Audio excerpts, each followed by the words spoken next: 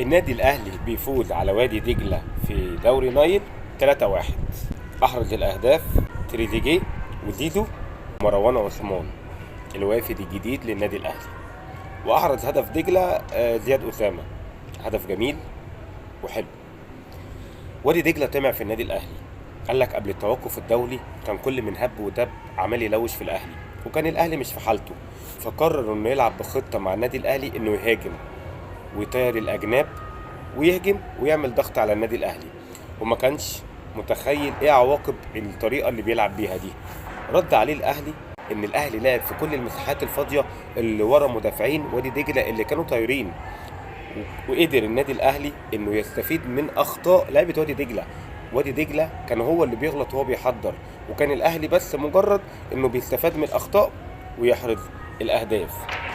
وادي دجلة دفع ضريبة الطريقة اللي لعب بيها، على الرغم ان هم معاهم مدرب شاب محترم وممتاز وعامل نتائج كويسة. ده يعتبر ماتش قمة، ما هو ده ماتش بين الثالث والرابع، فوادي دجلة حقه انه يطمع في الاهلي لان هو رابع الدوري المصري، فده طبيعي انه هيبقى ماتش جامد. لكن النادي الاهلي اهم ما يميزه النهارده ان هو كان بيلعب لعب جماعي. النادي الاهلي النهارده يعتبر من وجهة نظري ان ده احلى اداء النادي الاهلي عمله من اول ما بدأت بطولة الدوري السيزون ده. النادي الاهلي عنده لعيبه متالقه لسه زي ما هم متالقين ومحافظين على مستواهم. امام الموهوبين امام عاشور وتريزيجيه وزيزو. وبعدين انا عايز اقول حاجه لتريزيجيه.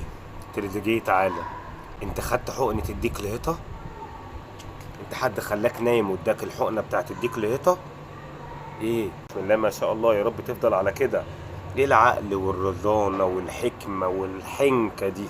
عقل زينة في الباترينا يا تريزيجيه، حقنة لهيطة عاملة شغل. اثبت على كده يا تريزي، اثبت على كده. انما امام عاشور واخد الحقنة دي من زمان، امام عاشور واخد الحقنة دي من زمان.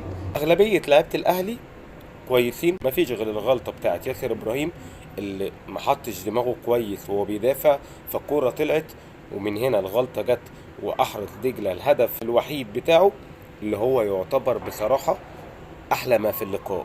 احلى ما في اللقاء هدف وادي دجله بتاع زياد اسامه. صحيح عايز اقول لك يا مروان يا عثمان، الحمد لله على السلامه يا فرود النادي الاهلي. اول هدف من تاني لقاء، الواضح ان يستروب المدير الفني للنادي الاهلي واثق فيك جدا، وعشان كده يديك لتاني ماتش على التوالي بتبدا انت. الف مبروك للنادي الاهلي، فوز والثلاث نقط والاداء، وبالتوفيق في القادم ان شاء الله. سلام.